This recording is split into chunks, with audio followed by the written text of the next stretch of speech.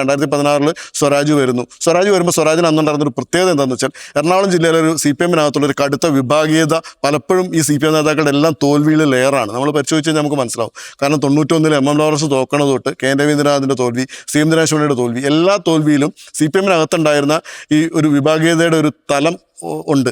അപ്പോൾ ഈ സ്വരാജ് വരുമ്പോൾ സ്വരാജിന് കിട്ടിയ ഒരു ആനുകൂല്യം എന്താണെന്ന് വെച്ച് കഴിഞ്ഞാൽ സ്വരാജ് ഇത്തരം എറണാകുളം ജില്ലയിലെ വിഭാഗീയതകളുടെ ഒന്നും പാർട്ടായിരുന്നില്ല എന്നുള്ളത്. സ്വരാജ് പേഴ്സണലി അതിനകത്തൊരു പങ്കാളിയായിരുന്നുള്ളത് സ്വരാജിന് ഭയങ്കര ഒരു ബെനിഫിറ്റ് ആയിരുന്നു. പിന്നീട് 2021 സ്വരാജ് തോക്കുമ്പോഴും CPM-നകത്തുള്ള ഒരു വിഭാഗീയത വലിയ ചർച്ചയാണ്. അതിനകത്ത് അന്വേഷണം നടന്നിട്ടുണ്ട്, കുറച്ചുപേർ അതിൻ്റെ വിഷയത്തിൻ്റെ ഭാഗമായിട്ട് CPI ആയിട്ട് പോയിട്ടുണ്ട്. ഇത്തരത്തിലുള്ള വലിയ സംഭവങ്ങൾ നടന്നിട്ടുണ്ട്. അപ്പോൾ അതുകൊണ്ട് തന്നെ CPM-ൻ്റെ ഇത്തവണത്തെ സ്ഥാനാർത്ഥി നിർണയം ആണ് ഈ തൃപ്പൂണിത്തുറയുടെ ഒരു ഇടതു പാരമ്പര്യം തുടരണമെന്ന് തീരുമാനിക്കുന്നത്. CPM അത്തരത്തിൽ ആ പോരായ്മകളെയും ആ ദൗർബല്യങ്ങളെയും മറികടന്നു കഴിഞ്ഞു കഴിഞ്ഞാൽ തൃപ്പൂണിത്തുറ CPM-നെ സംബന്ധിച്ച് ഒരു വലിയ ടാസ്ക്, അല്ല ഇടതുപക്ഷത്തെ സംബന്ധിച്ച് ഒരു വലിയ വെല്ലുവിളിയൊന്നുമല്ല. പ്രത്യേകിച്ചും കെ ബാബുവിനെ പോലെ ഒരാളുടെ ലെഗസീനെ പിന്തുടരാൻ പറ്റിയ ഒരു സ്ഥാനാർത്ഥിനെ ഒന്നും ആ അർത്ഥത്തിൽ മുന്നോട്ട് വയ്ക്കാൻ പറ്റുമെന്ന് എനിക്ക് തോന്നുന്നില്ല. പിന്നെ ലിജു എന്ന് പറയുന്ന ഒരാൾ കേരളം നിറഞ്ഞു നിൽക്കുന്ന ഒരു നേതാവാണെങ്കിൽ പോലും ലിജുവിൻ്റെ സ്വന്തം ജില്ലയിൽ പോലും കഴിഞ്ഞ പ്രാവശ്യം ആ അർത്ഥത്തിൽ പെർഫോം ചെയ്യാൻ പറ്റിയിട്ടില്ല. അപ്പോൾ അതുകൊണ്ട് തന്നെ ഈ കോൺഗ്രസിൻ്റെ സ്ഥാനാർത്ഥി ആരാണെന്നതിലുപരി CPM-നെ സംബന്ധിച്ച് മണ്ഡലം തിരിച്ചു പിടിക്കാൻ ഏറ്റവും ശക്തനായിട്ടുള്ള ഇത്തരം വിഭാഗീയ പോലെയുള്ള ഈ CPM-ൻ്റെ അകത്തുള്ള പ്രശ്നങ്ങളിൽ നിന്നെല്ലാം മാറി നിൽക്കുന്ന പ്രതിച്ഛായയുള്ള ജനങ്ങൾക്ക് പ്രതീക്ഷ കൊടുക്കാൻ പറ്റുന്ന നേതാവിനെ കൊണ്ടുവന്നു കഴിഞ്ഞാൽ സ്വാഭാവികമായിട്ടും ഈ മണ്ഡലത്തിൻ്റെ ഇടതു സ്വഭാവം തുടർന്നു പോകുന്നത് തന്നെയാണ്.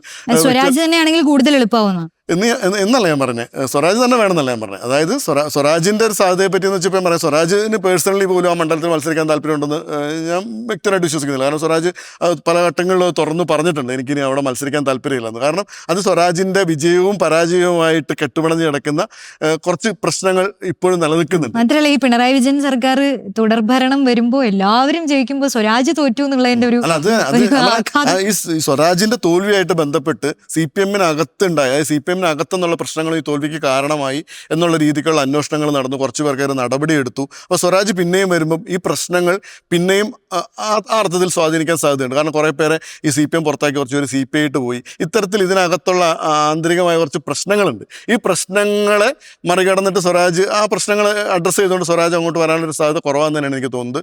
CPM എന്തായി കഴിഞ്ഞാൽ ഒരു പുതിയ സ്ഥാനാർത്ഥി തന്നെ, സ്വരാജ് അല്ലാത്ത ഒരു പുതിയ സ്ഥാനാർത്ഥിയെ അവിടെ നിർത്താൻ തന്നെയാണ് സാധ്യത എന്നാണ് തോന്നുന്നത്.